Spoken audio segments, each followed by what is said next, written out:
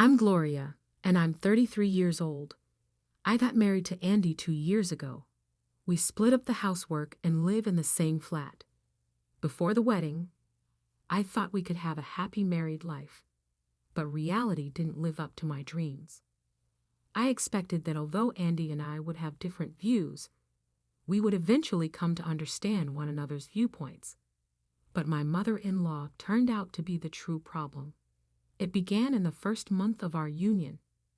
My mother-in-law dropped by our house out of the blue one morning as I was leaving for work. "What are you doing up so early?" "Where are you going, Gloria?" she asked. When I told her I was going to work, she looked at me in disbelief. "You're married now. What are you thinking? Go back to bed." Her reaction stunned me. Instead of offering any support, Andy said, "I'm going to be late for work. See you later," leaving me to handle the situation alone. I was at a loss but told my mother-in-law that I needed to go to work too. She responded, "Are you serious? You're a wife now. Your duty is to stay at home and support your husband. Trust him to take care of things." She blocked my path at the door, continuously interrupting me as I tried to leave. "I'm sorry, but I really have to go. Please just use the key and put it in the mailbox when you leave," I said.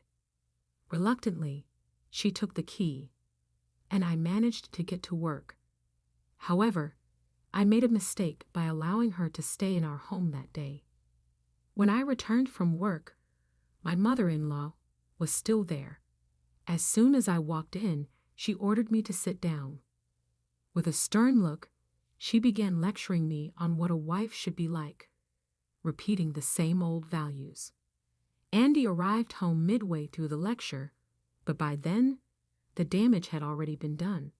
She made Andy sit down too and said, "You're the husband, so show some dignity. If your wife does whatever she wants, your family will fall apart." Andy kept apologizing to his mother, and I couldn't understand why he was so weak when it came to her. Times have changed, and my mother-in-law's old-fashioned values are her own. They don't concern us. Yet she showed up early in the morning, interfering in our lives, even wanting me to quit my job. There was no reason for me to obey her, but it made me uncomfortable that Andy would always do as she said. After my mother-in-law left, I complained to Andy, "Why do you always listen to your mother? She's just forcing her idea of a perfect family on us. It's not right to be controlled like this." But Andy seemed to have always been weak against his mother. "I'm sorry, but I can't resist," she insists. "Can't you just do what Mom says just this once?" "That's impossible. You know how important my job is. Next time your mother comes over, I won't let her into the house." "No, you can't do that. Mom will get angry and blame me for not being able to control my wife." Andy's words made me angry again. But it's true, isn't it? We're in this mess because he never stands up to her. Can you at least talk to your father and get him to make her stop? But Mom doesn't listen to Daddy either, so? Don't you see that your mother is full of contradictions? She said that if a wife does whatever she wants, the family will fall apart.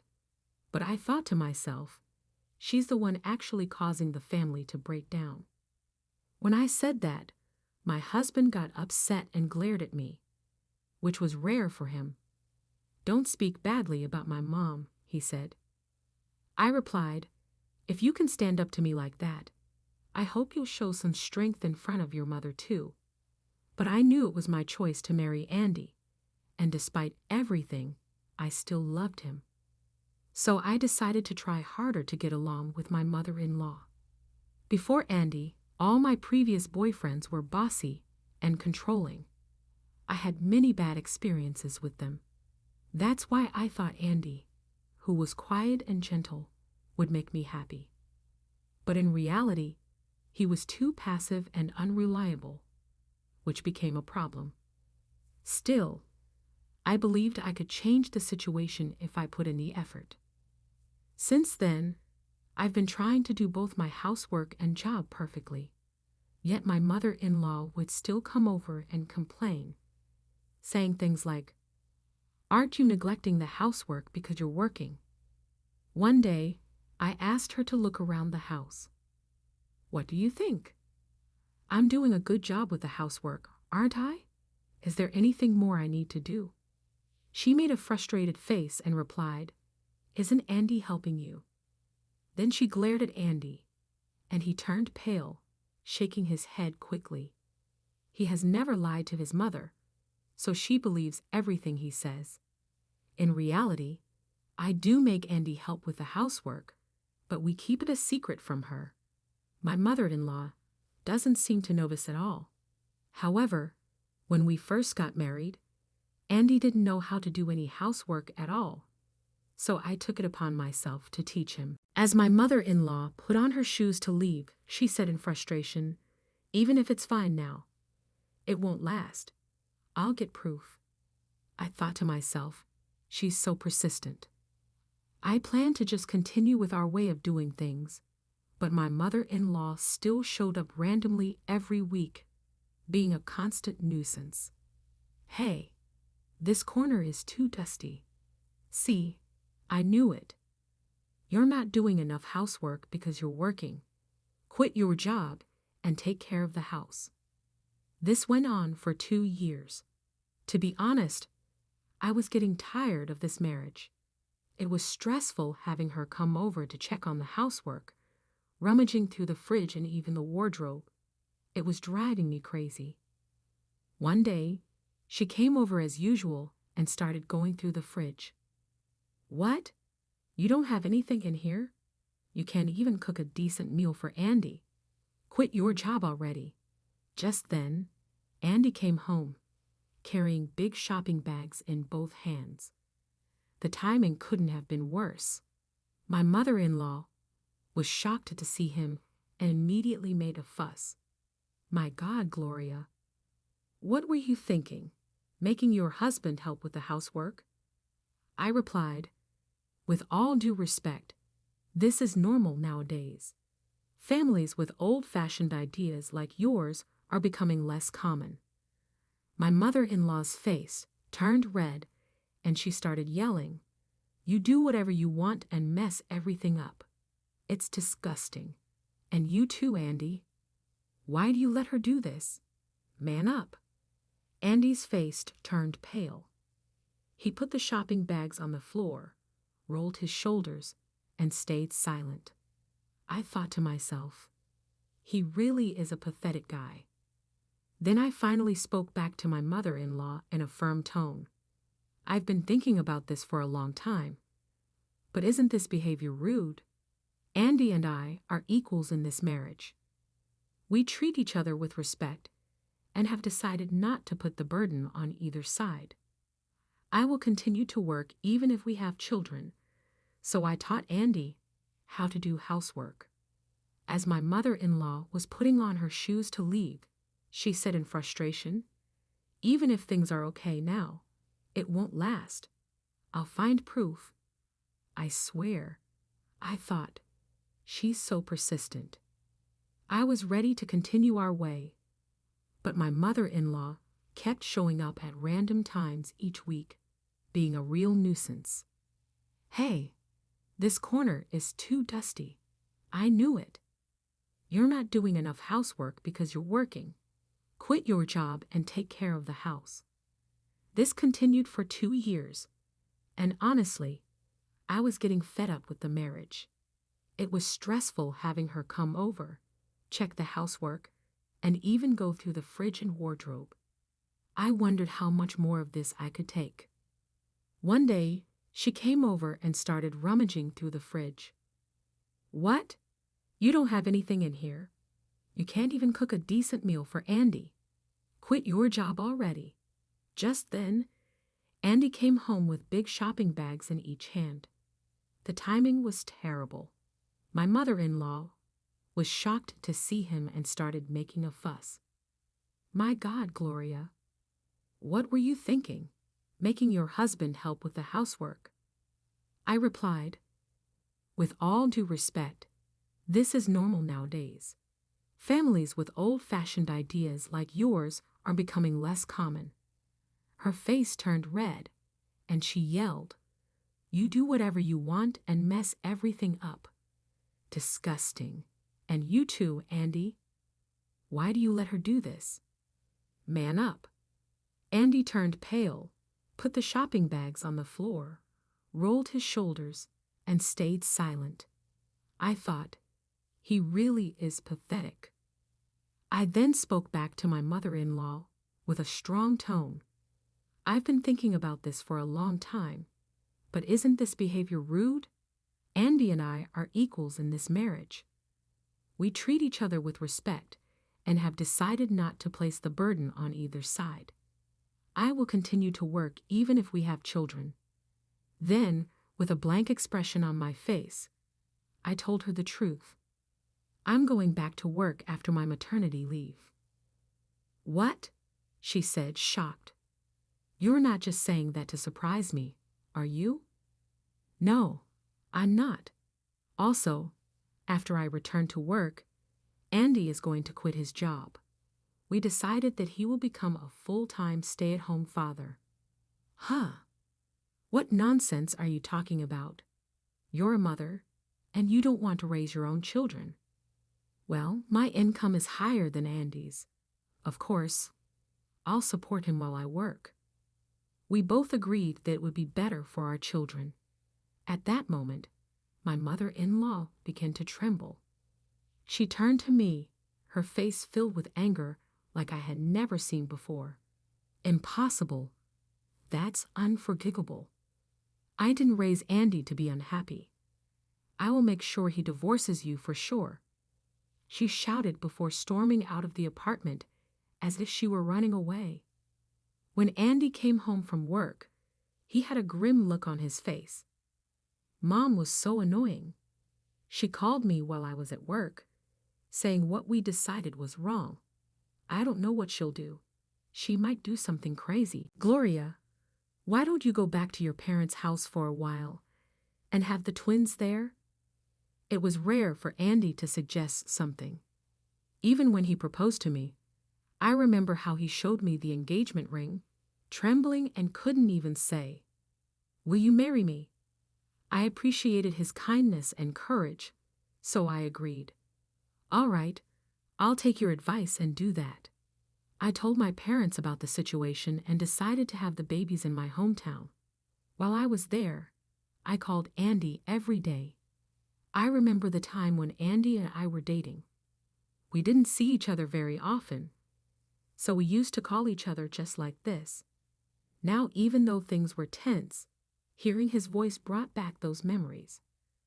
My mother-in-law was still furious, and even showed up with divorce papers. But Andy reassured her that he would never divorce me. He even made another suggestion that helped me feel more at ease. It was an incredibly tough time, but Andy held my hand and kept my spirits up the whole way. Eventually, I gave birth to our baby girls. Andy stayed at my parents' house with me until things settled down. After a while, he returned to our apartment on his own. Not long after, I received a phone call from my mother-in-law. "Hello, Gloria. Only Andy came back, and he didn't say anything about you. You're not planning to come back here, are you?" she asked, clearly irritated. "I'm coming home tomorrow with the babies," I replied. "No, don't come back.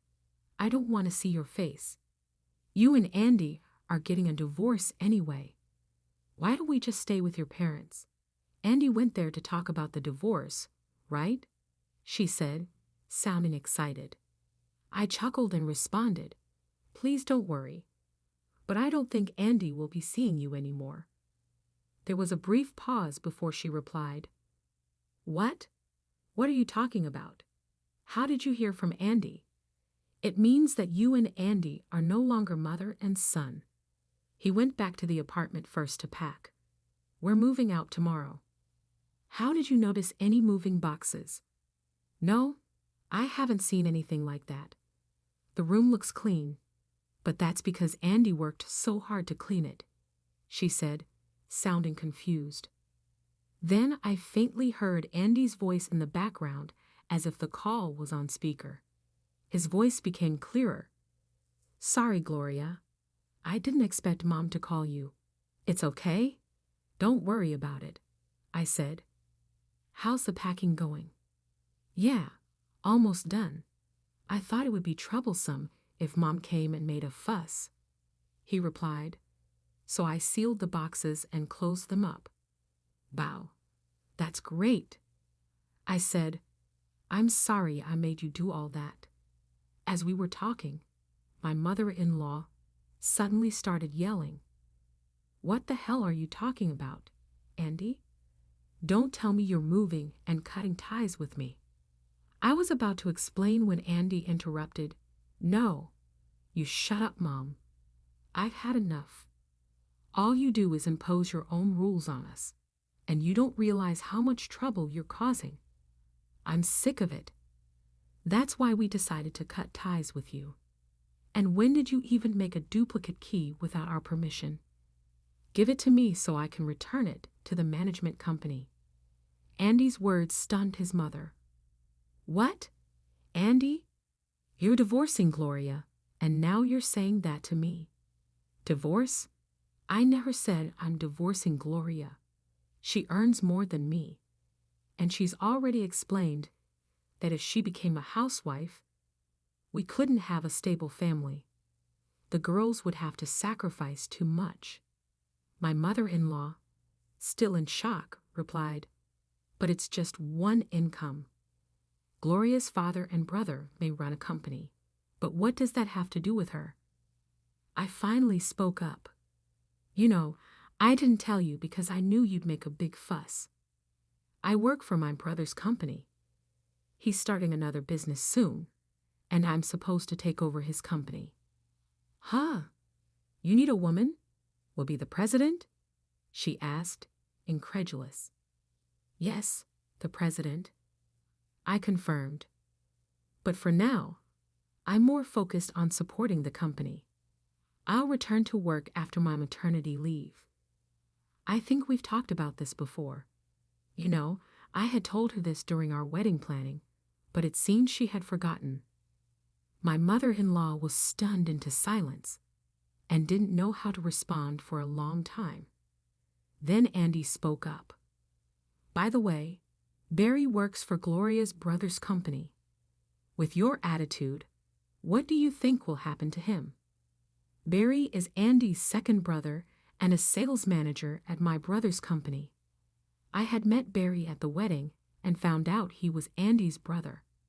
My mother-in-law's voice trembled as she said, Oh my God, I'm so sorry. I didn't know. Please don't fire Barry. He's struggling with 3 kids right now. I almost laughed. No, I can't just fire an employee because of a threat. But really, please stop interfering in our family. Well, we're cutting ties with you anyway, so it doesn't matter, she said, still ranting. Barry seemed to have forcefully ended the call. The next day, my parents dropped me off at our new house with the twins. The movers had already finished setting up the furniture and unpacking the boxes, and my parents helped organize everything. Shortly after, my father-in-law arrived. After Andy cut off contact with my mother-in-law, my father-in-law decided to distance himself from her as well. My mother-in-law's old-fashioned values had affected not just Andy, but also my father-in-law and his 2 brothers. It seemed the entire family was dealing with the fallout just as we were. Andy, who had always been the quietest and most obedient to his mother, finally stood up to her. One by one, the sons declared their separation from her.